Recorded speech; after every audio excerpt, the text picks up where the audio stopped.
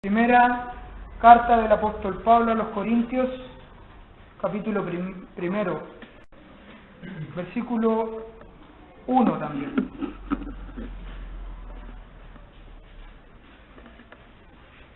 Dice así la palabra del Señor. Pablo, llamado a ser apóstol de Jesucristo por la voluntad de Dios, y el hermano Sóstenes, a la iglesia de Dios que está en Corinto, a los santificados en Cristo Jesús, llamados a ser santos con todos los que en cualquier lugar invocan el nombre de nuestro Señor Jesucristo, Señor de ellos y nuestro.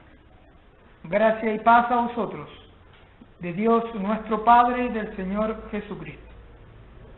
Gracias doy a mi Dios siempre por vosotros, por la gracia de Dios que os fue dada en Cristo Jesús, porque en todas las cosas fuisteis enriquecidos en Él, en toda palabra y en toda ciencia, así como el testimonio acerca de Cristo ha sido confirmado en vosotros, de tal manera que nada os falta en ningún don, esperando la manifestación de nuestro Señor Jesucristo, el cual también os confirmará hasta el fin, para que seáis irreprensibles en el día de nuestro Señor Jesucristo.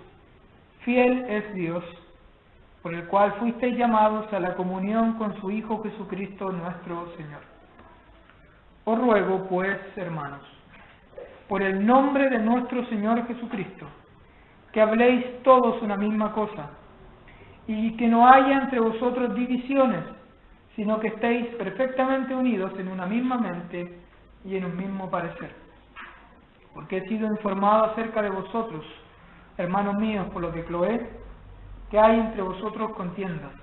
Quiero decir que cada uno de vosotros dice: yo soy de Pablo, y yo de Apolos, y yo de Cefas, y yo de Cristo.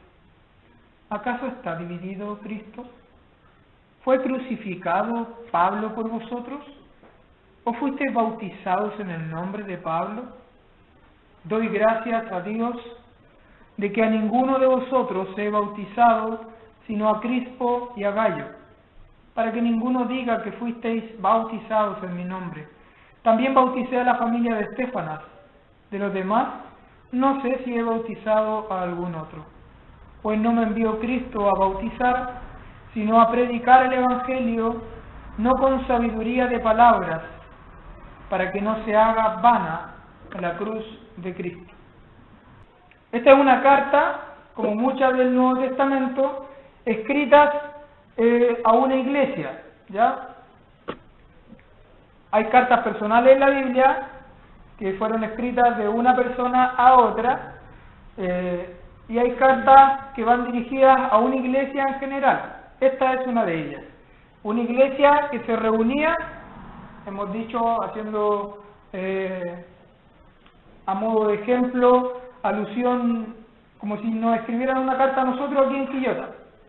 No sería la primera carta a los corintios, sino que sería la primera carta a los quillotanos, por decir algo. Esta fue una de las dos cartas que escribió Pablo a la iglesia que se reunía en la ciudad de Corinto, ¿ya? Y la escribió, bueno, así como cuando uno escribía cartas, ya no se usa eso mucho. Ahora uno escribe correos, y ya casi que no enviamos muchos correos, ahora mandamos un mensaje, no.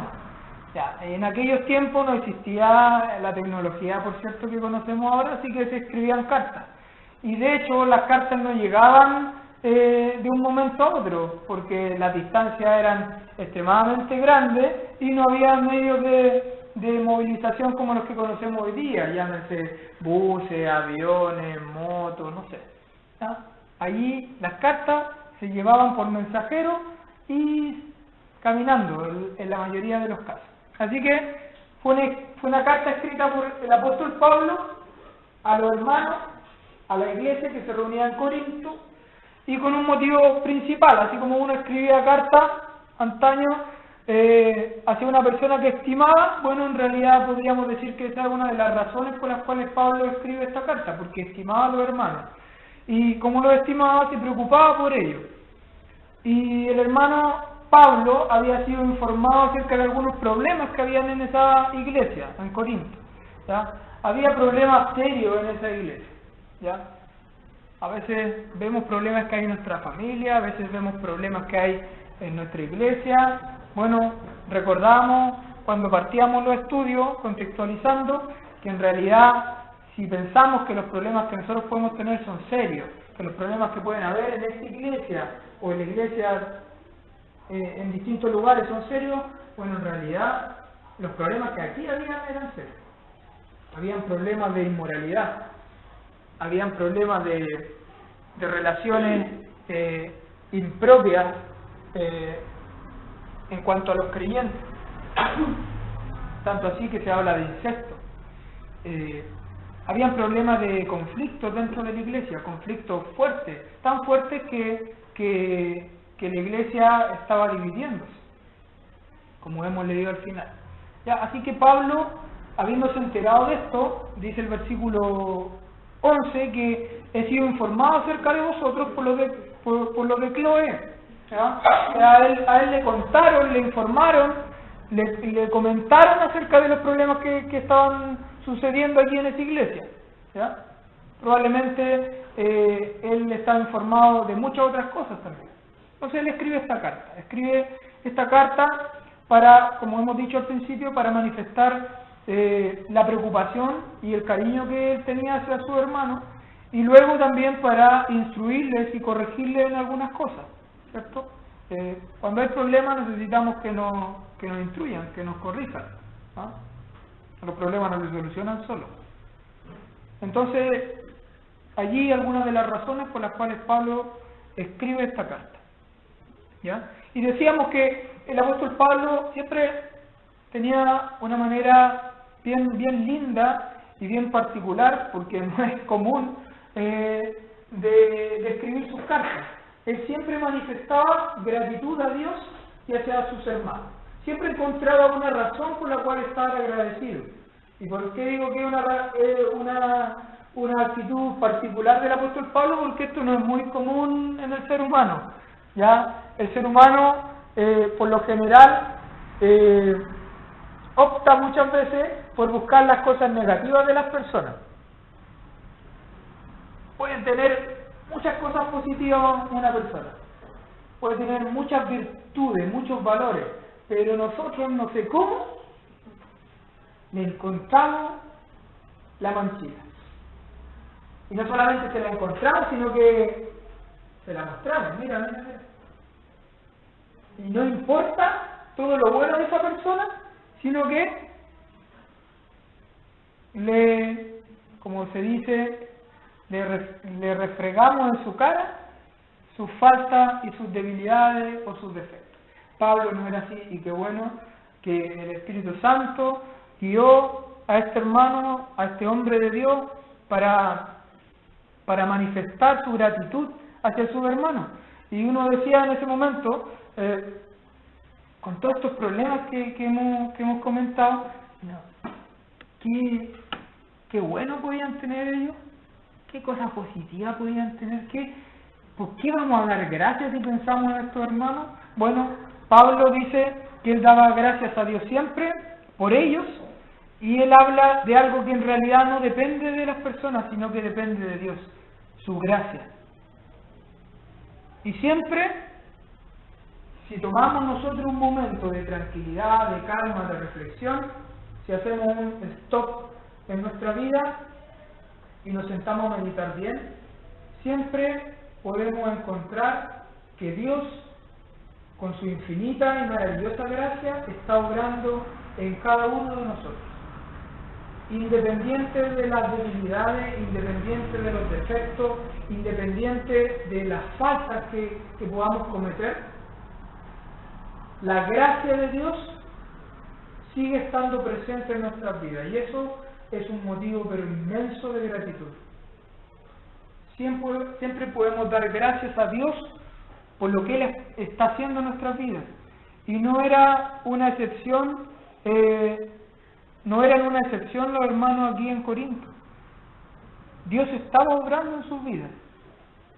Dios estaba trabajando en ellos. Dios estaba manifestándoles su gracia. Así que, hermanos, para aquellos que son hijos de Dios, y yo mismo en realidad, antes de buscar el defecto de aquellos que nos rodean, antes de buscar, como se dice, la yayita, antes de buscar los errores que pueda cometer un hermano, veamos en él lo que Dios está haciendo. Veamos que Dios está obrando en su vida para su gloria, para su honra.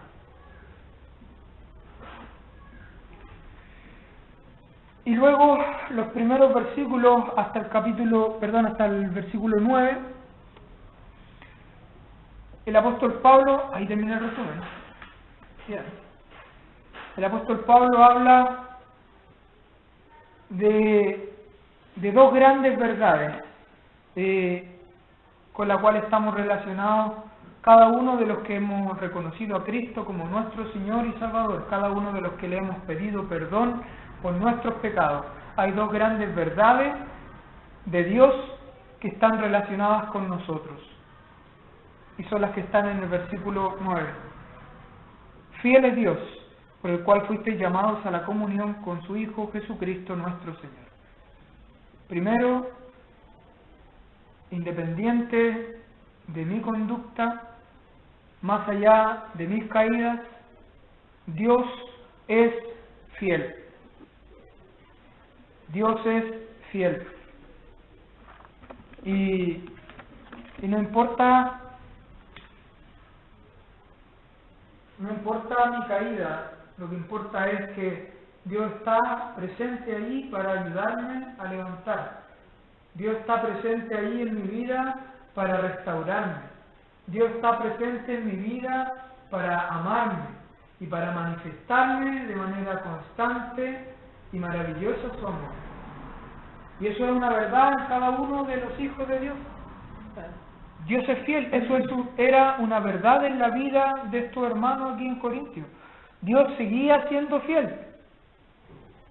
Y bueno, que Dios sea fiel significa que Él cumple. Cuando decimos que una persona es fiel, muchas veces lo relacionamos al matrimonio y hablamos en esos términos de fidelidad, pero no se limita a eso. Tiene que ver con eso, pero no se limita a eso. Que una persona sea fiel quiere decir que una persona cumple con sus promesas, con sus compromisos, con sus obligaciones. Y por eso lo relacionamos con el matrimonio, porque yo, si estoy casado, me he comprometido con mi esposa, me he comprometido ante Dios para ser su esposo, para cuidarla. Y si yo cumplo con eso, quiere decir que soy fiel. Si yo cumplo con mis obligaciones, si yo cumplo con mis compromisos, si yo cumplo con mi palabra, con mis promesas, eso quiere decir que soy fiel. Y Dios cumple con todo esto.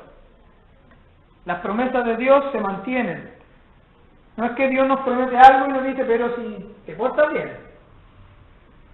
Dios nos ha dado la salvación, está en su palabra, derramada por toda la Escritura, la promesa de darnos la salvación de nuestras almas. Y eso no depende de nuestra conducta, porque si no, no sería un regalo. Sería una paga. O sea, si yo me porto bien, Dios me da la salvación. Si me porto mal, Dios me la quita. No, Dios no es así. Dios es fiel. Dios ha prometido salvación para todos aquellos que confían en Él como su Señor, como su Redentor. Y Él lo va a cumplir. Significa que podemos confiar en Él también. Que Él sea fiel significa que podemos confiar en Él. A ojos cerrados. A ojos cerrados. Significa que su fidelidad está asociada, está relacionada con su palabra que por cierto es verdad, es verdadera. Acompáñenme un poco al libro de los Salmos. Salmo 111, versículo 7. Dice: las obras de sus manos, hablando de Dios, son verdad y juicio. Fieles son todos sus mandamientos. Este es el mismo concepto de verdad. fieles son sus mandamientos, verdaderos son sus mandamientos, su palabra es verdadera, no varía, cumple, es digna de confianza. Dios es digno de confianza.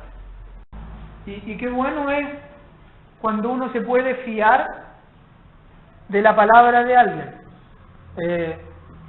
Hoy día como que siempre necesitamos algo escrito, ¿ya? Y si es ante notario, mejor. Si ustedes se dan cuenta, para cualquier trámite, para cualquier cosa, traigan un documento firmado ante notario. Como que necesitamos de algo escrito, con un timbre, de alguien que tenga autoridad, para cumplir aquello que estamos diciendo, ¿no? Hoy día no basta con nuestra palabra. Dios no es así. Dios, lo que Dios dice, Él lo hace. Con su palabra nos basta. Nos basta. Porque su palabra es verdadera. Y que Él sea fiel significa que no cambia. Algo de lo que comentamos hace un momento. No cambia. Y también muy distinto a nosotros, que somos, pero cambiante a más no poder. Algunos más, somos más que otros, sí. Cambiamos constantemente. Un día decimos que esto nos gusta, otro día como que nos gusta mucho, otro día ya no me gusta. Dios no cambia. Y gloria sea a Él por esto. No cambia. Dice la Escritura, hoy, ayer y por los siglos, Cristo es siempre fiel. También cantamos ese corito. Eso quiere decir que no cambia. Eso quiere decir que Él sea fiel, que no cambia, no varía.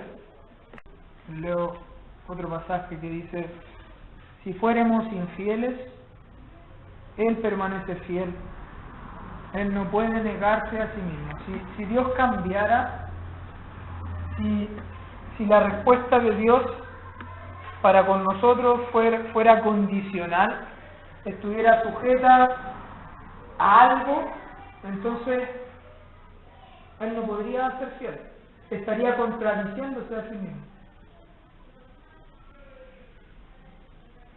Dice que en Él no hay sombra de variación. Uno de los atributos hermosos de Dios es que Él es inmutable. Eso quiere decir que no cambia. Esa es la primera gran verdad que necesitaban saber estos hermanos. Estos hermanos que estaban pasando por momentos difíciles, que habían caído muchos de ellos, que se habían equivocado y se habían equivocado serio. Qué bueno es saber cuando uno ha metido los pies. Qué bueno es saber que Dios no cambia. Qué bueno es saber que Dios es fiel. Es como un bálsamo, es como algo refrescante en nuestra vida, saber que Él es fiel. Pero no es lo único que Pablo quería que ellos recordaran, que Dios era fiel, sino que les dice, fiel es Dios, aquí está la primera gran verdad, y luego les dice, por el cual fuisteis llamados a la comunión con su Hijo Jesucristo. Primera gran verdad, Dios es fiel. Segunda gran verdad, todos aquellos que hemos recibido a Cristo como nuestro Salvador, hemos sido llamados por Dios a la comunión con nuestro Salvador. ¿Y qué es lo que es comunión? Una relación, pero no una relación así lejana, sino que una relación estrecha, una relación íntima. Aquí habla de un compañerismo. Cuando se dice, oye, ellos dos son bien partners, ¿ya? Eso significa que andan para todos lados juntos, que comparten gustos, que comparten pensamientos, muchas de las cosas. ¿No? Son compañeros, están asociados, de ahí la palabra asociación, están asociados, están juntos, participan el uno del otro. Cuando decimos que tenemos comunión con Dios, eso significa que Dios participa de nuestra vida y nosotros participamos de la vida de Dios. Y ¿Cuán grande verdad es esta? Dice la Biblia que Él nos ha hecho participantes de la naturaleza divina.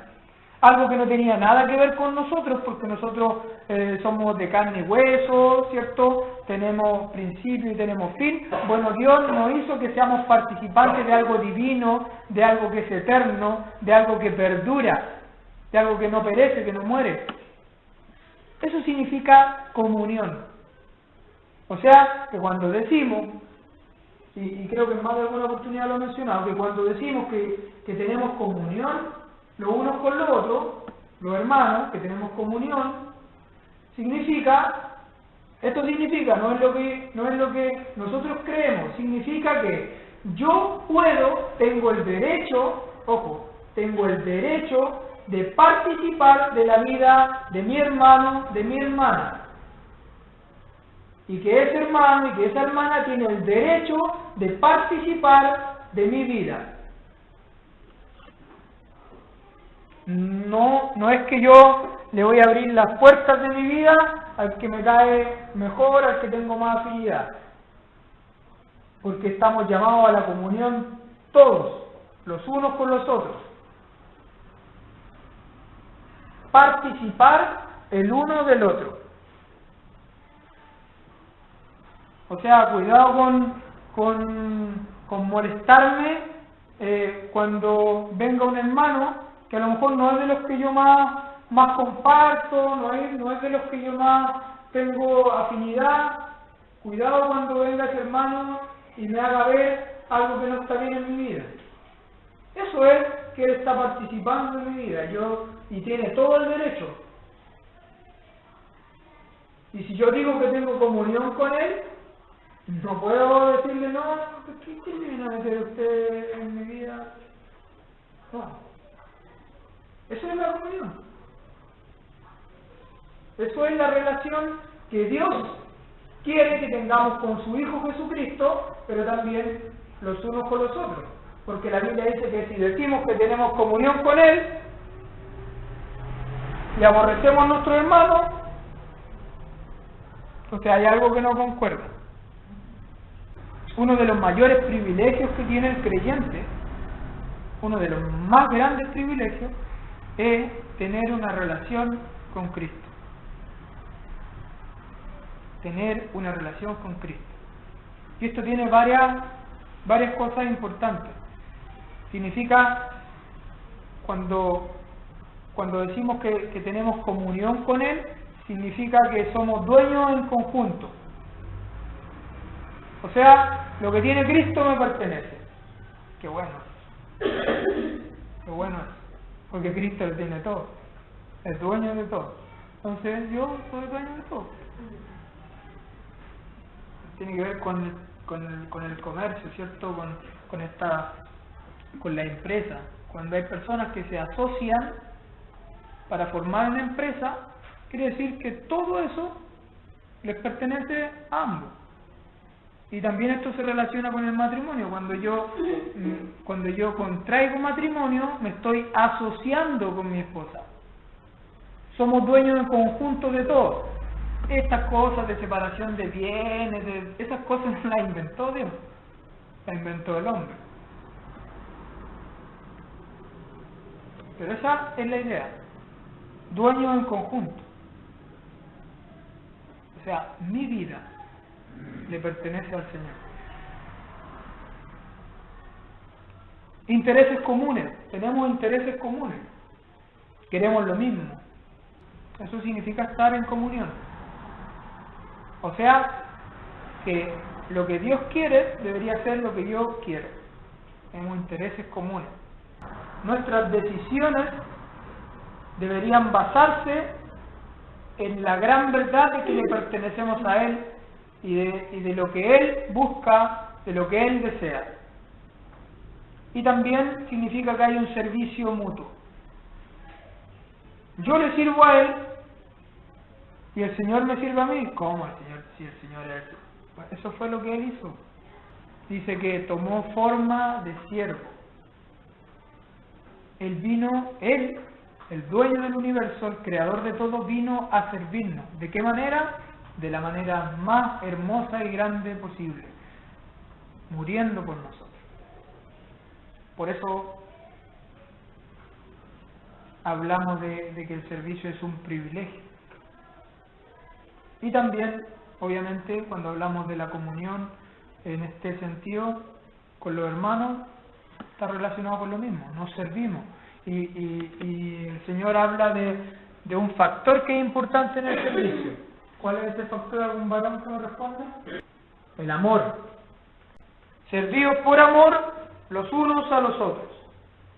O sea, yo no sirvo porque es una obligación, una responsabilidad, sino que yo sirvo primero al Señor, luego a mi hermano, porque amo al Señor, porque amo a mis hermanos.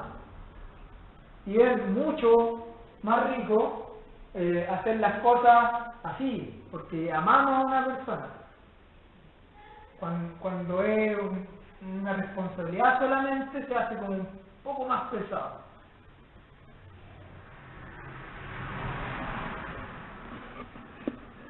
Tiene que ver con el trabajo, ¿cierto? El trabajo, no vamos allá porque amamos a nuestro jefe y vamos a hacer lo que él nos dice, ¿cierto? Bueno, la Biblia dice que tenemos que amar a todos, pero no ese es el sentido. ¿Ah? Vamos porque es nuestra obligación y nuestra responsabilidad. Pero las cosas espirituales, deberíamos hacer las cosas movidos por amor, porque amamos a Dios y porque amamos a nuestros hermanos. El versículo 10 dice: os ruego pues, hermanos, versículo 10 de 1 Corintios, capítulo 1, donde estamos leyendo. Os ruego pues, hermanos, por el nombre de nuestro Señor Jesucristo, que habléis todos una misma cosa, y que no haya entre vosotros divisiones, sino que estéis perfectamente unidos en una misma mente y en un mismo parecer. Yo pensaba, Pablo definitivamente tenía autoridad, él era un apóstol, denominado así, llamado así por Dios, y así se presenta él en esta carta, como un apóstol. Y el apóstol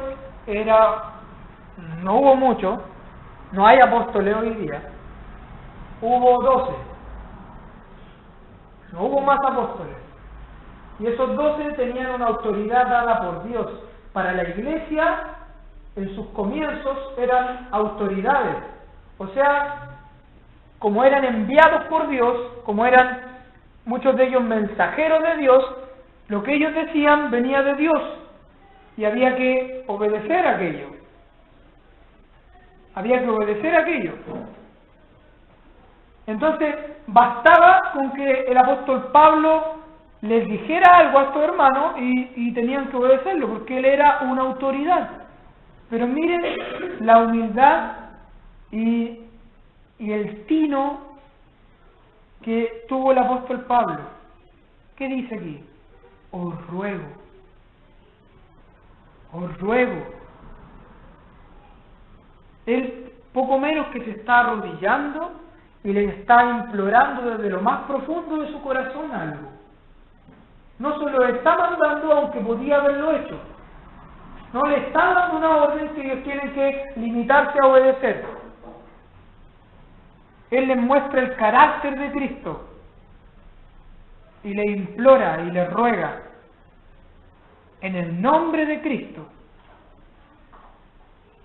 que habléis todos una misma cosa y que no haya entre vosotros divisiones, sino que estéis perfectamente unidos en una misma mente, en un mismo parecer. Él les ruega por algo que ellos estaban destruyendo. Él le implora por algo que para Dios es absolutamente importante en su pueblo, en sus hijos. Él le ruega por la unidad de los suyos. Que exista unidad. Que tengan un mismo pensamiento, un mismo sentir. Aquí no se trata de que ellos debían ser robots y todo hacer lo mismo y todo pensar lo mismo. No se trata de eso. Se trata de que el anhelo de ellos tenía que apuntar hacia el mismo lado.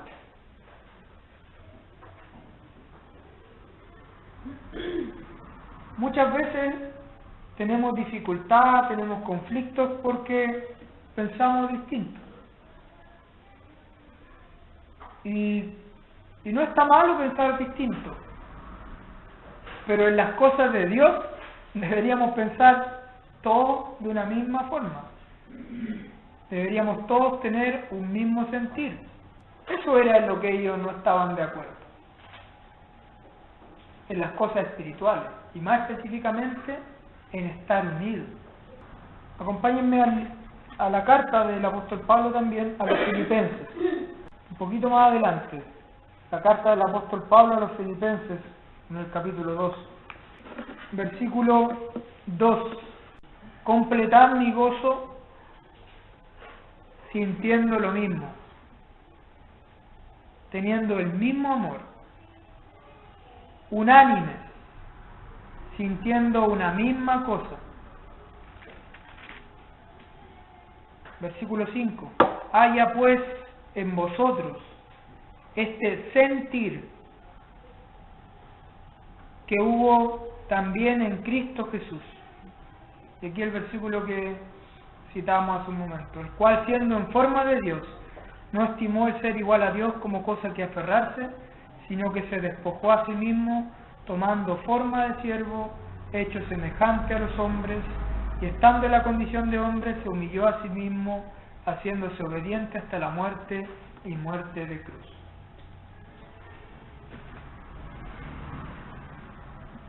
Sintamos una misma cosa.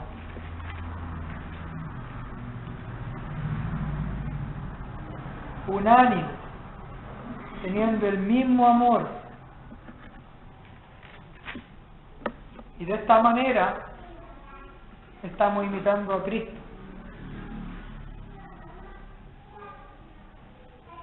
¿Qué es lo que caracterizaba el sentir,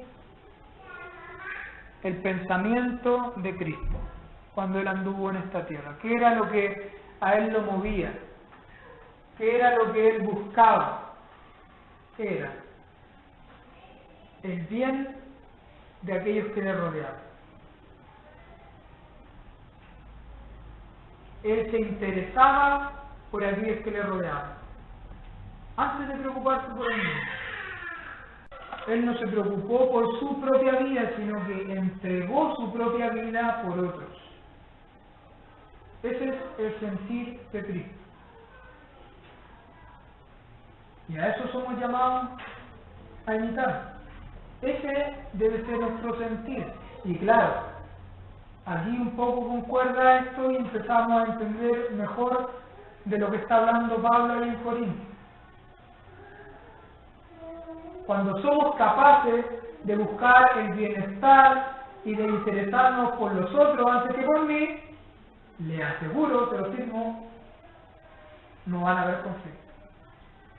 Si yo busco el bienestar de mi hermano antes que el mío, si yo busco hacer bien a otro antes que a mí mismo, antes que satisfacerme a mí mismo, chao peleas, chao conflictos, chao divisiones, chao contiendas. Ese es el sentir de Cristo. Y miren un poquito más adelante, si es que no se fueron de ahí de Filipenses, cuando habla el apóstol Pablo de Timoteo y Epafrodito, dos compañeros de él, dice: pues a ninguno tengo del mismo ánimo y que tan sinceramente se interese por vosotros, porque todos buscan lo suyo propio y no lo que es de Cristo Jesús. Pero ya conocéis los méritos de él, hablando primero de Timoteo, que como hijo a padre ha servido conmigo en el Evangelio. Ahí él habla de dos creyentes que estaban haciendo esto, estaban siguiendo este consejo. no buscaban su bienestar, no buscaban lo suyo propio, sino que buscaban aquello que está relacionado a Cristo, aquello que está relacionado al sentir de Cristo, que es interesarse por otros antes que por uno mismo. Cuando aquí dice el apóstol Pablo, volviendo a Corintios, cuando aquí dice, os ruego pues hermanos, por el nombre de nuestro Señor Jesucristo, que habléis todos una misma cosa, y luego más adelante, que estéis perfectamente unidos en una misma mente, en un mismo parecer, habla del sentir de Cristo. Habla del sentir de Cristo. Habla que nuestro pensamiento debe ser el mismo. Y la Biblia dice que nosotros los creyentes tenemos la mente de Cristo. Y eso en relación al Espíritu Santo que Él ha puesto en nosotros, el cual nos enseñará todas las cosas Él prometió. Como cada uno de nosotros tenemos el Espíritu Santo, entonces nuestro pensamiento debería apuntar a su mismo lado. No deberíamos encontrarnos en el camino con personas que vienen en contracorriente. O sea, todos vamos para allá y de repente hay como 4, 5, 10, 15 que van para otro lado. No. Eso sería distinto. La Biblia habla de tener un mismo sentir, un mismo pensamiento, estar unidos en algo. Que no haya divisiones. Él dice, y que no haya entre vosotros divisiones. Ese fue el deseo del Señor Jesucristo. Que hubiese unidad y que no hubiesen divisiones. Ese fue el profundo anhelo del Señor. Y Él volcó ese anhelo en una maravillosa exclamación y oración al Padre. Acompáñenme al Evangelio según Juan, ya para ir terminando. Capítulo 17. Vemos al Señor hablando con el Padre, orando al Padre. Vemos al Señor rogándole a Dios por sus discípulos, rogándole para que Dios les cuide, rogándole para que Dios les sustente, les fortalezca, les santifique en su palabra. Y luego el Señor se acuerda de nosotros. Está rogándole al Padre por sus discípulos y se acuerda de nosotros. Sí, se acordó de nosotros. Se acordó de mí. Y estoy seguro que se acordó con nombre y apellido. Se acordó de usted, de ti. Se acordó con nombre y apellido.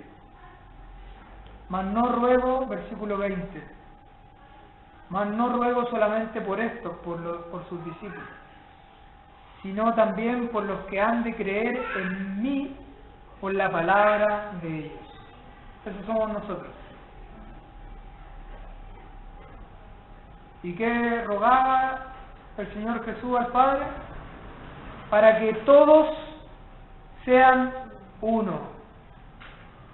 Como tú, oh Padre, en mí y yo en ti. ¿Se acuerdan que hablamos de participar el uno del otro? Así como el Padre participa de la vida del Hijo y el Hijo Santo participa de la vida del Padre, para que todos sean uno como tú, oh Padre, en mí y yo en ti. Que también ellos sean uno en nosotros. ¿Con qué propósito? Para que el mundo crea que tú me enviaste. ¿Sabe por qué poca gente se convierte hoy día? Aquí está una de las razones. Aquí está una de las razones. Porque no hay unidad en el pueblo de Dios. Porque no hay comunión verdadera entre sus hijos. Por eso hay muchas personas que no creen al Evangelio. Porque ven los conflictos, ven las contiendas, ven los problemas entre aquellos que decimos creer en el Señor. Para que el mundo crea que tú me enviaste. La gloria que me diste yo les he dado para que sean uno, así como nosotros somos uno. Yo en ellos y tú en mí, para que sean perfectos en unidad, para que el mundo, nuevamente, para que el mundo conozca que tú me enviaste y que los has amado a ellos como también a mí me has amado. Que el Señor bendiga su palabra. Vamos a orar. Padre eterno, damos gracias por su interés hacia nosotros, por su deseo de buscar nuestro bienestar, de manifestarnos su amor, de preocuparse por nosotros.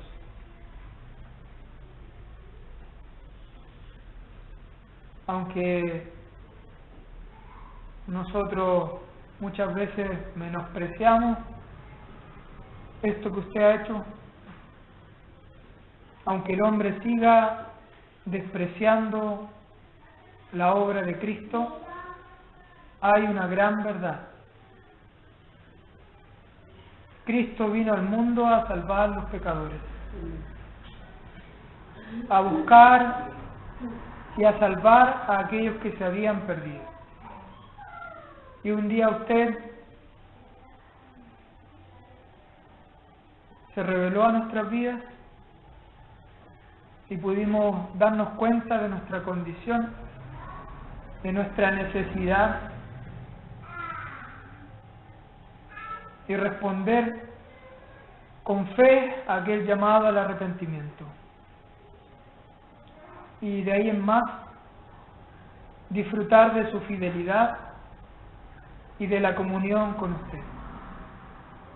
Padre, guárdenos de destruir aquella unidad por la cual nuestro Señor Jesucristo clamaba a usted. No permita que por nuestro orgullo, que por nuestro pecado, el cuerpo de Dios sea mutilado, su pueblo sea dividido. Ayúdenos a tener el sentir de Cristo, no buscar lo que es nuestro, sino buscar lo de los demás.